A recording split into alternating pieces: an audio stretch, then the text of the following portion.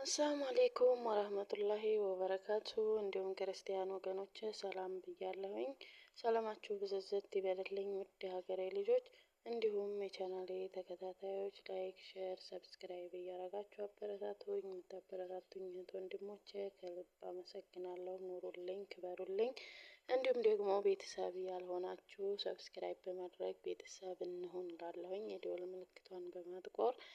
ዛሬ ደግሞ በሌላ ቪዲዮ መጥቻለሁኝ። ያው እንደተለመደው እናንተም ላይክ፣ ሼር፣ ሰብስክራይብ አድርጉ ማለት ነው። የሆነ ታሪክ እየላችሁ መጥቻለሁኝ። የታሪኩ ርዕስ የህልም ባሌን ባገኘሁት ይላል ማለት ነው። ክፍል 1 ወይም ፓርት 1። ኢማን እባላለሁ።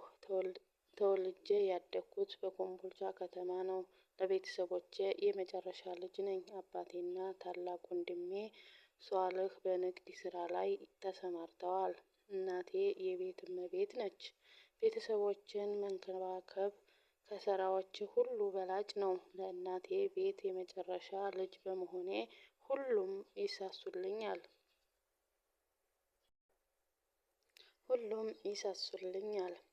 የምፈልገውን ምንም ሳይጓደል ያሟሉልኛል። አባቴ ኢማኔ የኔ ኢማን ብሎ ይጠራኛል። ወንድሜ ትንሿ እናቴ ደግሞ ስስቴ ብላ ትጠራኛለች።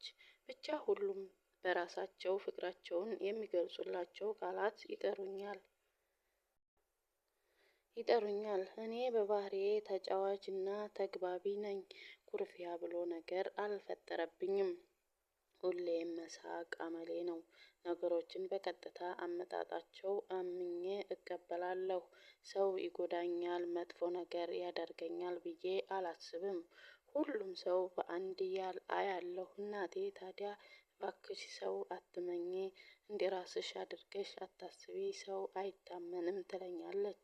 እኔ በውስጤ ክፋት ከሌለ ከክፉ ነገር ጠባቂ አላህ አለኝ እላታለሁ። እናቴም አላህ ይጠብቅልኝ ስትል ዱዓ ታደርግልኛለች። ሰዎችን ተግባቢ ብሆንም ከሁሉም አብልጬ የምወዳቸው ጓደኞች አሉኝ። ኢክራም፣ ነቢያትና ሀያት ይባላሉ። ኢክሩ ጋር አንድ ላይ ነው ያደግነው። ከልጅነታችን ጀምሮ አንድ አይነት ልብስ፣ አንድ አይነት ምግብ በልተን ነው ያደግነው። ኢክራም ከዚህ ቀረሽ የማትባል ሁሉን አሟልቶ የሰጣት ቆንጆ ነች። የተስተካከለ ተክለ ቁመና ያላት፣ የፊቷ ጥራትና ቅላት ሊፈርጥ የደረሰ እንኳይ ይመስላል። ከመልክ መልካምነቷ ባሻገር ደግሞ የመልካም ስነ ምግባር ባለቤት መሆኗ ውበቷን ያጎላዋል። እንኳን በወንዶች በሴቶችም ዘንድ ተወዳጅ ነች። ኢክሩ ለቤተሰቦቿ ሶስተኛ ልጅ ነች። ከሷ በታች ታናሽ ወንድም አላት፣ አይመን ይባላል። አይመን የ5 ዓመት ልጅ እያለ የኢክሩ አባት ሞተ። አባቷም እንደሞተ እናቷ ወይዘሮ መርየም የዋዛ አልነበረችም። ለልጆቿ ችግርን አላሳይም በሚል ቁርጠኛ አቋም የበረሃ ተመላላሽ ነጋዴ ሆነች። ልጆቿን ያለምንም ችግር ፍላጎታቸውን አሟልታ አሳደገቻቸው። ኢክሩ እናቷ በረሃ በምትሄድበት ሰዓት አይመንን መንከባከብ የሷ ድርሻ ነበር። በዚህም ምክንያት አይመንን እጅግ በጣም ተወደዋለች። እሱም ከእናቱ አብልጦ ኢክራምን ይወዳል። ሁለተኛዋ ጓደኛዬ ደግሞ ነቢያት ትባላለች። ነቢ ከቆንጆዎች ተርታ የምትመደብ የቀይ ዳማ የፊት ቀለም ያላት ረዘም ያለች እንስት ነች። ብዙ ሰዎች እየና ነቢን በመልክ ያመሳስሉናል። ነቢ ወግ አጥባቂና ተጠራጣሪ ነች። ለትንሹም ለትልቁም ነገር ትኩረት ሰጥታ ትመረምራለች። በችልተኝነት ነገርን ማለፍ አይሆንላትም። ለምን እንዴት ሆነ ብላ መጠየቅ ታበዛለች። የነቢ አባት የፍርድ ቤት ዳኛ ነው። ምናልባት ከአባቷ ተጣብቆባት ይሆን? አናውቅም። ለሁሉም ነገር ምክንያትና ማስረጃ ትፈልጋለች። ሶስተኛዋ ደግሞ ሀያት ትባላለች። ሀዩ እናት የላትም። እናቷ በልጅነቷ ነው የሞተችው። አባቷ ነው እናትም አባትም ሆኖ ያሳደጋት። እንደ አይኑ ብሌን ይሳሳላታል። ምንም ነገር ፈልጋ አያሳጣትም። ሀዩም ለአባቷ ልዩ ፍቅር አላት። ሕይወትን የሰጠኝ በዚች ምድር የምኖርለት አባቴ ብቻ ነው ትላለች። የሀያት አባት ኢማም የሸቀጣ ሸቀጥ ሱቅ አለው።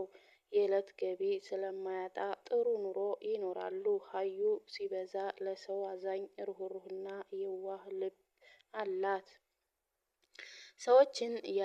ሰዎችን ያለ አንዳች ጥቅም ለአላህ ብላ መውደድ ትችላለች። ግን ተፈጥሮዋ ሆኖ ስታወራ በጣም እየጮኸችና እየፈጠነች ነው።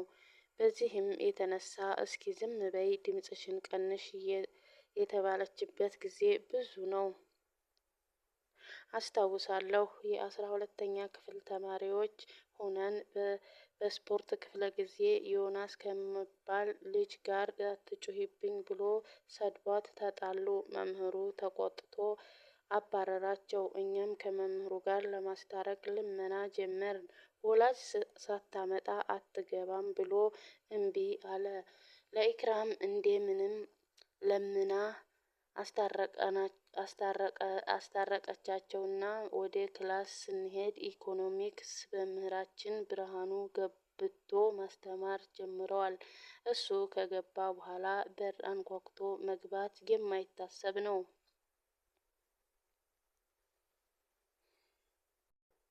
ገና ቀድሞ ክላስ ከመጀመሩ በፊት አስጠንቅቆናል። ከገባሁ በኋላ ማንም እንዳይመጣ በዛው ይቅር ብሎ አስጠንቅቆናል። ስለዚህ ክፍለ ጊዜው እስከሚያልቅ ውጭ ላይ መቀመጥ ግዴታ ነው። ነቢ ጎበዝ ተማሪ ነች። በትምህርት ቀልድ አታውቅም። አሁን ክላስ ለመግባቷ ትምህርት እያለፋት ስለሆነ ትናደዳለች። ምናለ ባትጮሂ፣ ዝም ብትይ ኑሮ ይሄው ለእኛ ተረፍሽን እያለች ስታጉመተምት በቃ እስኪ ዝም በይ 40 ደቂቃ አይደል 25 ደቂቃ ቀረው ብዬ ዘወር ስል እና የኔ ወዶች ላይክ፣ ሸር፣ ሰብስክራይብ አርጉ ማለት ነው። ወዳችኋለሁ፣ አከብራችኋለሁ። የምታበረታቱኝ ወንድሞቼ ከልብ ነው ምስጋናዬ። ኑሩልኝ፣ ክበሩልኝ። በያላችሁበት አላህ ይጠብቃችሁ። የዛሬውን ቪዲዮዬን በዚህ አጠናቅቄያለሁኝ። በቀጣይ ክፍል እስከምንገናኝ አሰላሙ አለይኩም ወራህመቱላሂ ወበረካቱ።